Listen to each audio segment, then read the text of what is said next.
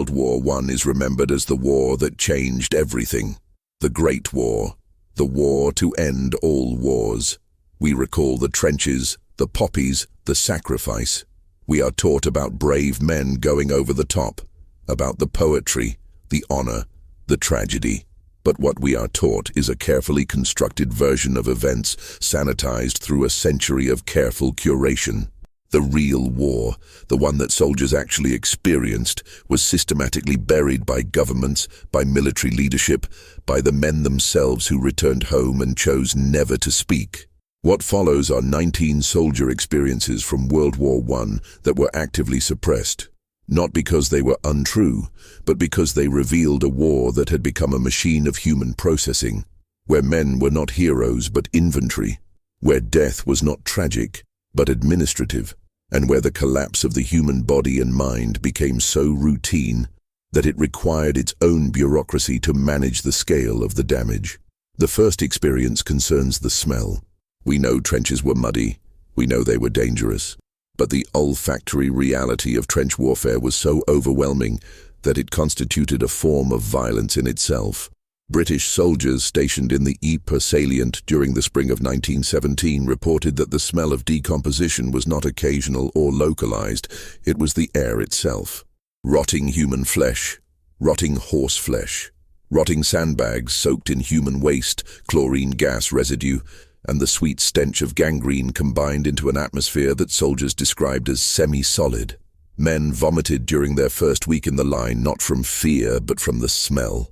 Gas masks were sometimes worn not during attacks, but simply to eat food, because the taste of corpses permeated everything. Soldiers wrote home about how their uniforms retained the smell even after weeks behind the lines. They described how the smell entered their hair, their skin, their mouths, how they could taste death when they swallowed. But letters that described this were flagged by military censors. Families received edited versions. The official narrative required that soldiers endure hardship, not that they live inside decomposition. The smell was not considered relevant to the historical record. What mattered was territorial gain, strategy, casualty figures. That men spent years breathing in their own dead was a detail that served no narrative purpose. Soldiers who returned and tried to explain the smell found they had no vocabulary for it. They stopped trying. The smell became one of the first things that disappeared from memory, not because it was forgotten, but because it could not be integrated into peacetime language. The second experience is the normalization of rats. Rats in the trenches are mentioned in histories, often as a colorful anecdote, a symbol of squalor. But the reality was that rats became a dominant species in the trench ecosystem, outnumbering soldiers in some sections of the Western Front. Rats the size of cats fed on human corpses embedded in trench walls. Soldiers reported waking to rats crawling across their faces, eating their rations while they slept, gnawing on the bodies of wounded men too weak to resist. In some British divisions, soldiers were ordered to kill a quota of rats daily, but the population was self-sustaining. For every 100 killed, 200 appeared. Rats learned to avoid traps. They became bolder. Some soldiers gave up trying to keep them away and simply coexisted with them. Men ate while rats ate beside them. Men slept while rats nested in their packs. The psychological impact of living in intimate proximity with creatures that fed on your friends was not recorded in medical files. There was no category for it. Rats were considered a hygiene issue, not a mental health concern. Soldiers who mentioned them in letters home were told they were exaggerating. Soldiers who complained to officers were told to maintain discipline. Rats were not an acceptable subject for official reports because they implied that the front was not under control. The British Army preferred to describe trench conditions as challenging but manageable. Rats, in their billions, consuming the flesh of empire, did not fit that description. The third experience involves the speed at which death became boring. Men who arrived at the front in 1914 described shock, horror, the overwhelming sensory assault of industrial warfare. Men who arrived in 1917 described none of that. By the middle years of the war, death had been proceduralized. Bodies were no longer events, they were logistics. A man killed by sniper fire was noted in a casualty ledger. His body was retrieved if convenient. If not, it became part of the trench structure. Soldiers stopped learning the names of replacements because replacements died before names mattered. In some units, new arrivals were called the next ones until they survived a week, at which point they earned a nickname. Death lost its emotional content because emotional content could not be sustained at that scale. British soldiers described a state they called trench apathy, where men would watch someone die and feel nothing, not because they were hardened, but because the nervous system could not produce the appropriate response anymore. Doctors documented this as moral decline. Chaplains described it as spiritual decay. But what soldiers were experiencing was a rational adaptation to an irrational environment. If you react emotionally to every death, you collapse. So men stopped reacting. They stepped over bodies. They slept next to bodies. They used bodies as sandbags when sandbags ran out. This was not written about in newspapers. This was not part of the heroic narrative. The public was told that soldiers mourned their comrades. They did, at first, but mourning is not scalable. By 1917, mourning had been replaced by notation. The fourth experience concerns the actual duration of combat exposure. The popular images of soldiers enduring brief, intense battles punctuated by rest. The reality on the Western Front was that men often spent months in rotating trench duty with no combat at all, followed by single days of violence so extreme that they exceeded the total combat exposure of soldiers in previous wars. A British infantryman could spend 6 months in the line without firing his weapon, then experience 8 hours of artillery bombardment that killed half his battalion. The psychological effect was not of constant danger, but of endless tedium interrupted by annihilation. Men did not fear death continuously. They feared boredom, lice, trench foot, the absence of letters, the taste of bully beef. Death, when it came, was so sudden and arbitrary that it felt unrelated to the preceding months. Soldiers described the war as 99% waiting and 1% dying, but that 1% was so concentrated that it could not be processed. Men who survived bombardments often had no memory of them. They would be found wandering behind the lines with no physical wounds, unable to explain where their unit was. These men were labeled cowards or malingerers unless they displayed visible symptoms, in which case they were labeled shell-shocked and removed from the record. The military did not want to acknowledge that war had become a waiting room where men sat for months until their appointment with explosives. That was not a model that encouraged enlistment. The fifth experience is the systematic cover-up of self-inflicted wounds. Soldiers shot themselves to escape the front. This is acknowledged historically, but the scale is not. In some French divisions during the mutinies of 1917, self-inflicted wound rates reached 20%. Men shot themselves in the foot, the hand, the leg. They used rifles. They used captured German weapons to avoid ballistic analysis. They asked friends to shoot them. The British Army response was not medical, it was judicial. Self-inflicted wounds were investigated by military police. Men were tried by court-martial. If found guilty, they were executed by firing squad or sent back to the front with their wound untreated as punishment. The logic was deterrence. If self-mutilation became an acceptable exit, the entire system collapsed. So the army made the punishment worse than the front. Soldiers caught with self-inflicted wounds were made examples. Their executions were announced to their units. In some cases, their own battalions were required to form the firing squad. This created a secondary layer of trauma, men forced to shoot their friends for trying to escape the same conditions they all endured. Medical officers were instructed to document self-inflicted wounds as accidental whenever possible to avoid the paperwork of a court-martial, but only if the wound was severe enough to remove the man from service permanently. Minor self-inflicted wounds resulted in execution. The message was clear. If you are going to shoot yourself, make sure it works, or you will be shot anyway. None of this appeared in official histories. The British Army recorded approximately 300 executions during the war, mostly for cowardice or desertion. The actual number of men killed by their own side for attempting to leave is unknown because many were not formally executed. They were simply returned to the front and placed in situations where death was guaranteed. The sixth experience involves the taste of food at the front. Rations were nutritionally adequate, or so the supply charts indicated. British soldiers received tea, biscuits, tinned meat, jam, bread when available. French soldiers received wine, bread, tinned vegetables. German soldiers received bread, sausage, ersatz coffee. On paper, men were fed.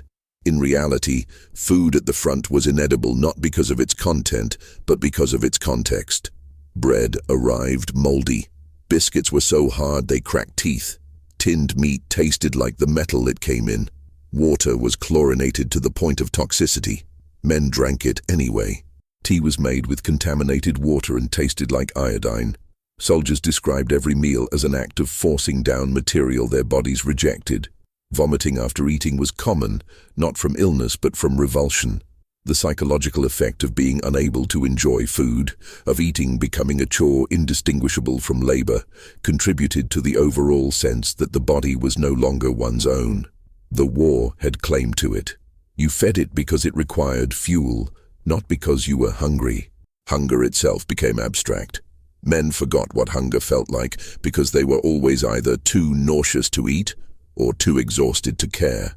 Letters home requesting food packages were censored if they implied that rations were inadequate. The army could not admit that it was failing to feed its soldiers, so soldiers were forbidden from saying so. Men who complained about food were accused of undermining morale. In some units, complaining about rations was a disciplinary offense. The result was that soldiers ate in silence, forcing down substances that barely qualified as food, knowing that to speak about it was to invite punishment. The seventh experience concerns what happened to men who broke mentally but not visibly. Shell shock is the recognized term, and by 1917 it had become a medical category. But shell shock required visible symptoms: tremors, mutism, paralysis, uncontrollable weeping. Men who experienced complete psychological collapse but retained physical function were not diagnosed with shell shock. They were diagnosed with nothing. They continued to serve. Officers noted that certain men had become strange or slow, but unless they refused orders, no action was taken. These men walked through the war in a state of dissociation, performing tasks automatically, incapable of speech or thought beyond immediate commands. They were functionally dead while still alive, and the army used them until they stopped moving. Some of these men survived the war and returned home, where they lived for decades in the same dissociated state, unable to work, unable to form relationships, unable to explain what had happened to them because they had no language for it and no diagnosis. Their families described them as having been replaced by someone else. The men themselves often had no memory of the war, not because of repression, but because memory requires a functioning self, and that self had been destroyed. These men do not appear in medical records because they were never treated. They do not appear in casualty lists because they did not die. They exist only in scattered family letters, and in the occasional mention by doctors decades later, who noted a pattern of men in their 50s and 60s who seemed to be sleepwalking through life, always polite, always compliant, always empty. The eighth experience is the use of soldiers as test subjects for experimental medicine. This is documented but underemphasized. During World War I, military doctors had access to unprecedented numbers of wounded men and unprecedented freedom to experiment. New surgical techniques were tested on soldiers without consent. Amputations were performed not because they were necessary, but because doctors wanted to practice new methods. Men were given experimental drugs to manage pain, to prevent infection, to control shell shock. The results were rarely recorded in ways that identified the experimental nature of the treatment. A soldier given an untested anesthetic who died on the operating table was listed as having died of his wounds, not of medical experimentation. French doctors tested blood transfusion techniques on soldiers, sometimes using incompatible blood types to see what would happen. German doctors tested new antiseptics on infected wounds, sometimes withholding proven treatments to establish control groups.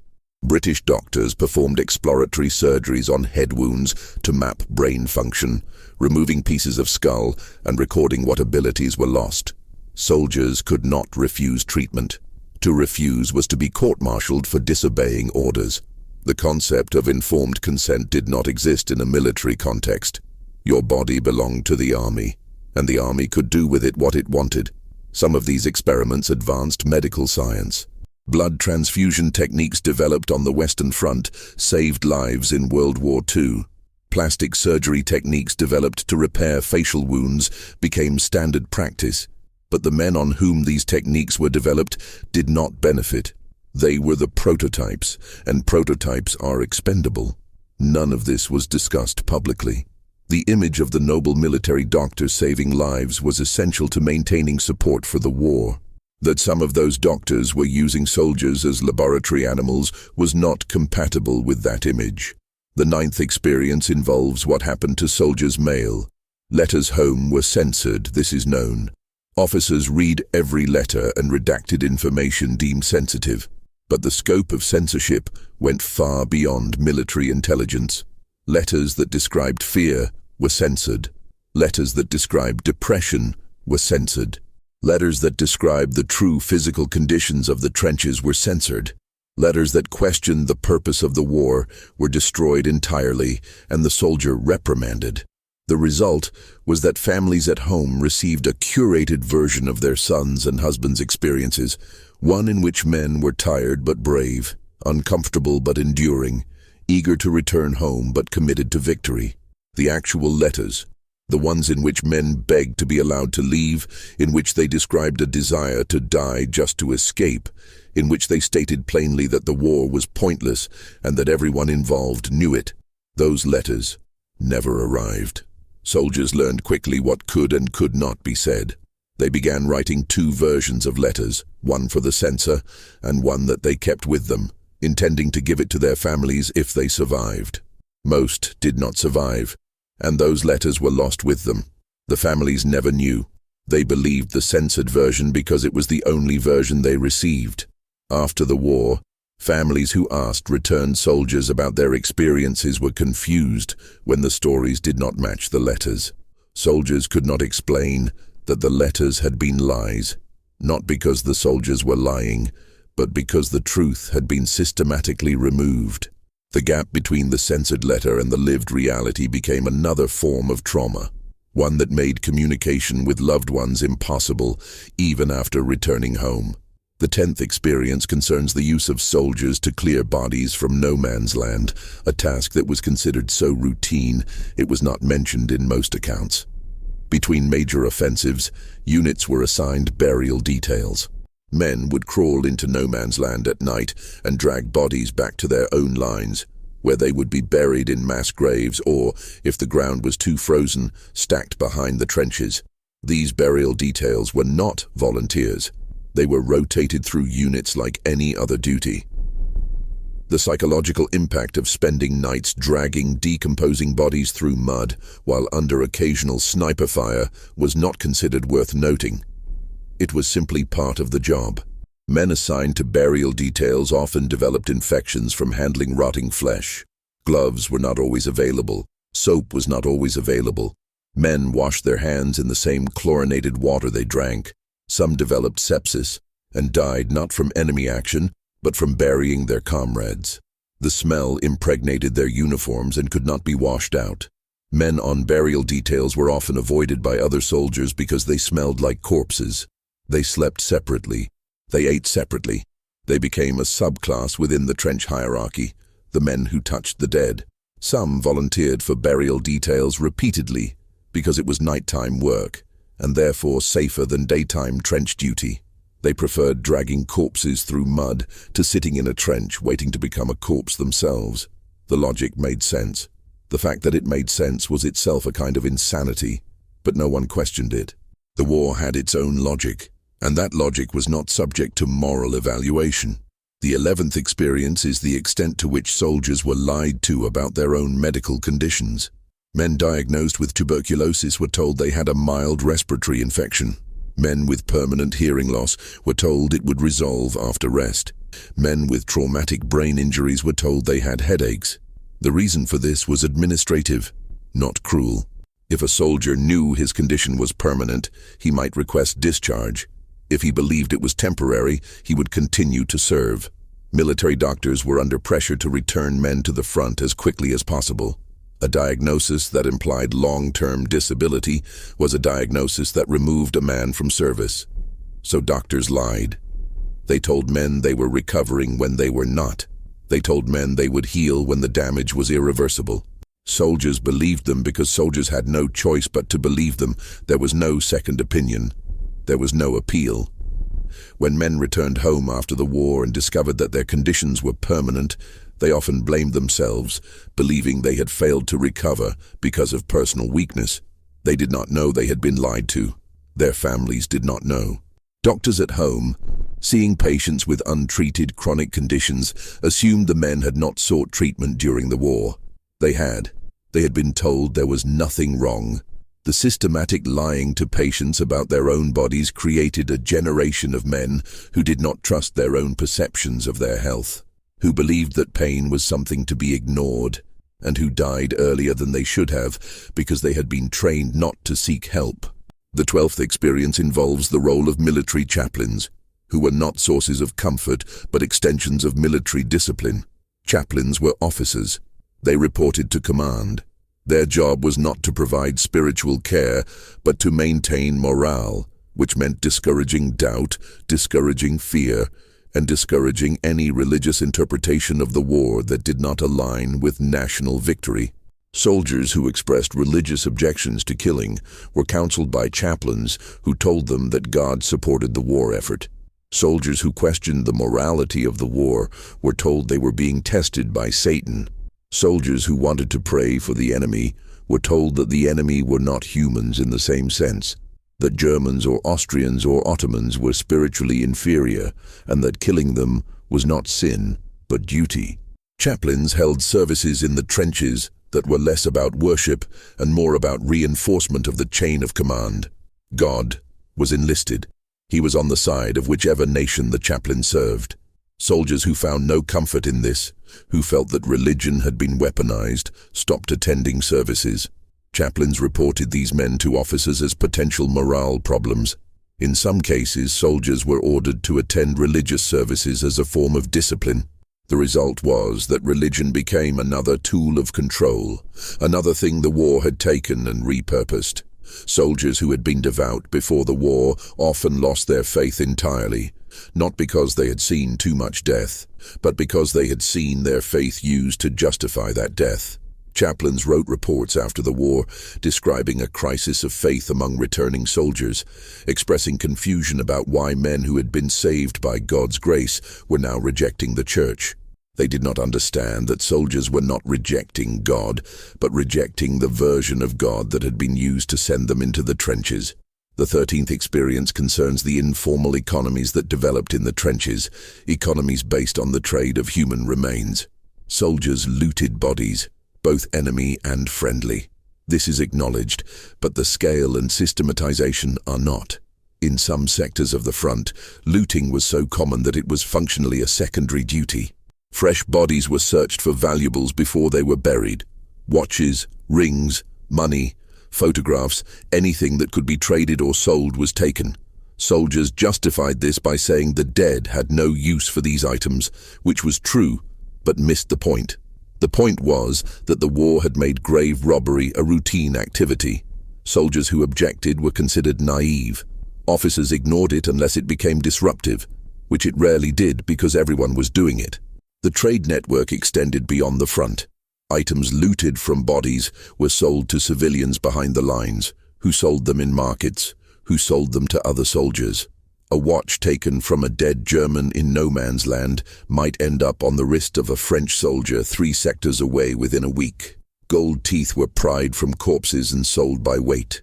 Soldiers learned to check mouths before burying bodies. This was not the action of depraved individuals. This was the action of men who had been in the trenches long enough to understand that everything, including bodies, was a resource. The war had taught them that nothing was sacred, and they learned the lesson well. After the war, many soldiers kept items they had looted, not as trophies but as objects that had value when value was scarce. Some gave these items as gifts to family members, who cherished them without knowing their origin. Some sold them to survive during the post-war economic collapse. The items circulated through civilian society, carrying with them the unspoken history of whose body they had been taken from. The 14th experience is the practice of accidental killings of officers by their own men. This happened more often than recorded, and it happened for reasons of survival, not mutiny. Officers who were reckless, who ordered suicidal attacks, who treated their men as expendable, were sometimes killed by their own soldiers. A grenade thrown during an advance, a bullet in the back during a retreat, an officer who wandered into no man's land at night and never returned. These deaths were recorded as enemy action. Investigations were rare because investigations required evidence, and evidence was impossible to gather in a combat zone. Soldiers covered for each other. If an unpopular officer died, the story was consistent. He was brave, he was leading from the front, he was killed by the enemy. No one questioned it. In some units, the killing of officers was so routine that replacements were warned by enlisted men to treat their soldiers well. The threat was implicit, but understood. The British Army executed soldiers for killing officers, but only when the act was public and undeniable. The vast majority of officer killings were never discovered because they were designed not to be. Soldiers knew how to make death look accidental. They had been watching men die for months. They knew what a body looked like after a shell exploded, after a sniper shot, after a grenade detonated. They replicated those conditions. The officers who survived were often the ones who understood that their authority depended on the consent of the men below them, that rank only mattered if it was respected, and that respect was earned by not sending men to die for no reason. Officers who learned this survived. Officers who did not were removed by the very men they commanded, and the war continued. The 15th experience involves the realization by soldiers that the enemy was irrelevant. The war was not between nations. It was between soldiers and the war itself.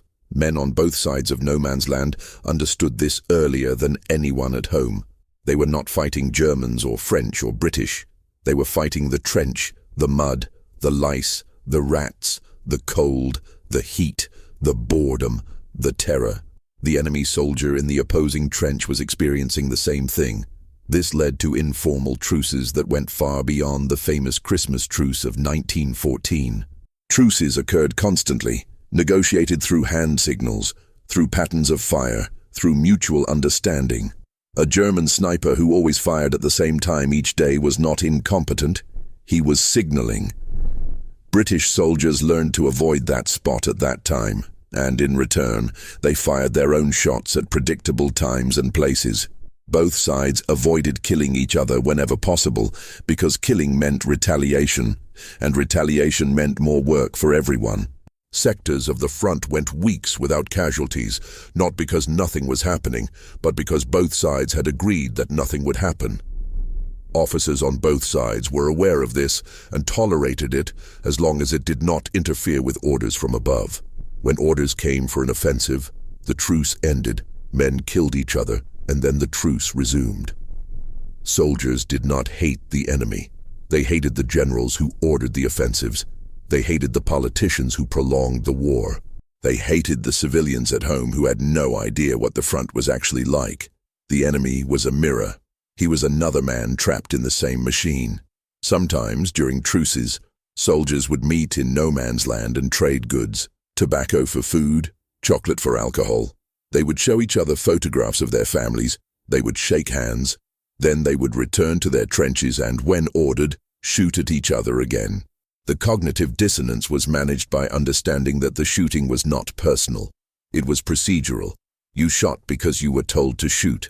The man you shot understood this because he was also shooting because he was told to. The war was not a conflict. It was a job, and both sides were employees. The 16th experience is the use of soldiers' bodies for medical research after death, often without family consent or notification. Soldiers killed in action were sometimes not buried, but sent to field hospitals where their bodies were dissected for research purposes. Doctors wanted to understand the effects of shrapnel on internal organs, the impact of explosive force on bone structure, the progression of gas gangrene in untreated wounds. Bodies provided data. Families were told their sons had been buried in military cemeteries. Often they had not. They had been taken apart in medical tents and then disposed of in mass graves with no markers. This was not malicious. It was practical. The war produced bodies faster than science could have ever obtained them through legal means, and military doctors took advantage of that supply. Some of this research was valuable. Understanding of trauma medicine advanced significantly because of studies conducted on dead soldiers. But the soldiers had not volunteered. Their families did not know. After the war, some families who visited the graves listed in official records found them empty or found graves that contained multiple bodies, none of which could be identified. The bodies had been moved, dissected, studied, and then buried without regard for individual identity.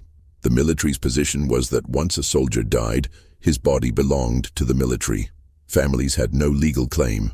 This remained true until enough families complained that the policy was quietly changed. But by then, tens of thousands of bodies had already been used for research. The data gathered from those bodies informed medical practice for decades.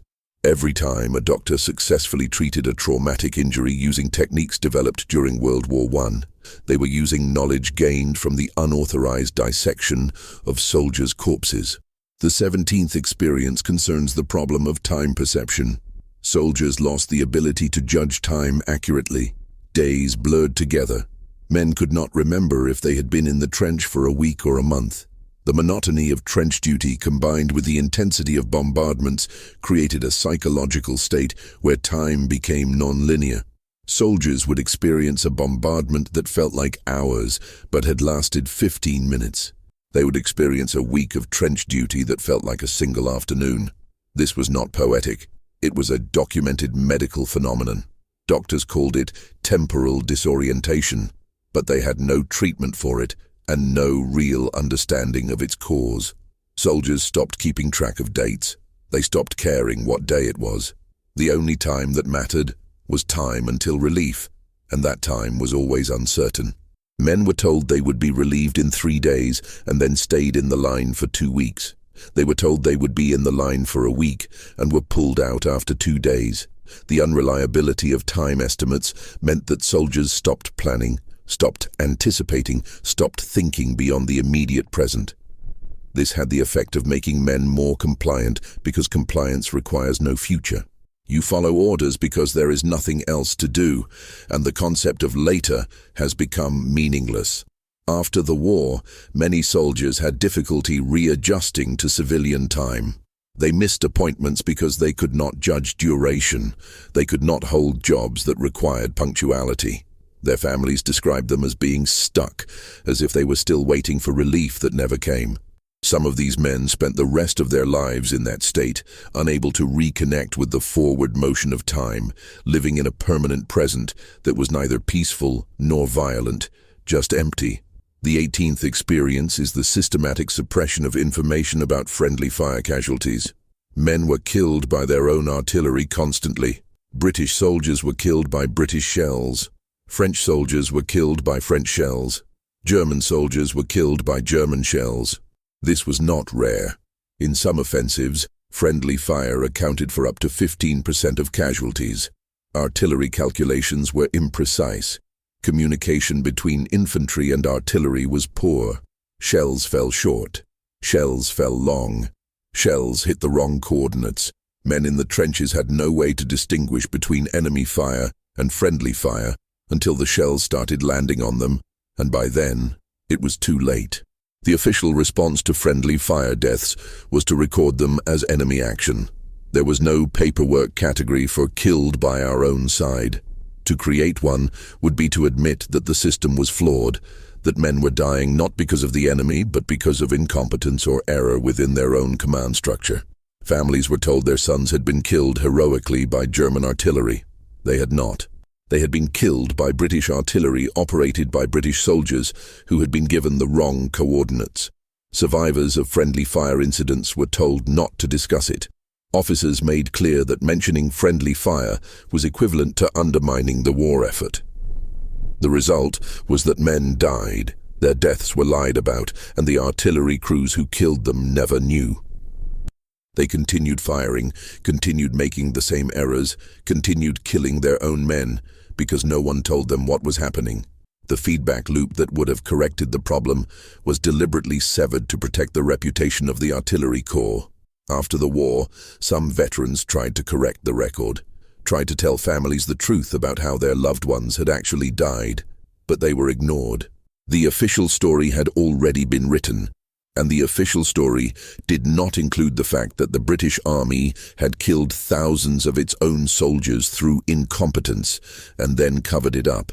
The 19th experience is the knowledge, widely held among soldiers by 1917, that the war would never end, not because it could not be won, but because the systems built to sustain it had become self-perpetuating. Factories produced shells. Shells required soldiers to fire them. Soldiers required training camps. Training camps required instructors.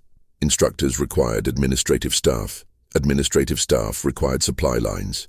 Supply lines required more factories. The war had become an economy unto itself, one that employed millions of people who had no incentive to see it end. Soldiers understood this in a way that civilians did not. They saw the endless supply convoys, the endless replacement troops, the endless stockpiles of materiel. They saw that the war was not a crisis, but an industry. Men at the front joked that the war would continue until every shell had been fired, and since shells were being produced faster than they could be fired, the war would never end. This was not defeatism, it was observation. The infrastructure of the war had grown so large that it could not be dismantled without causing economic collapse. Armistice, when it came in 1918, was not a relief, but a surprise. Soldiers did not believe it at first. They thought it was a trick, a temporary ceasehold that would resume in a few days. When it became clear that the war had actually ended, the reaction was not celebration, but confusion. Men did not know what to do with themselves. The structure that had governed their lives for years was gone, and nothing had replaced it. They were told to go home, but home was a place they barely remembered.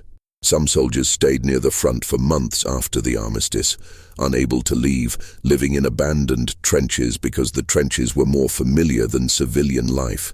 The war had ended, but the experience of the war had not.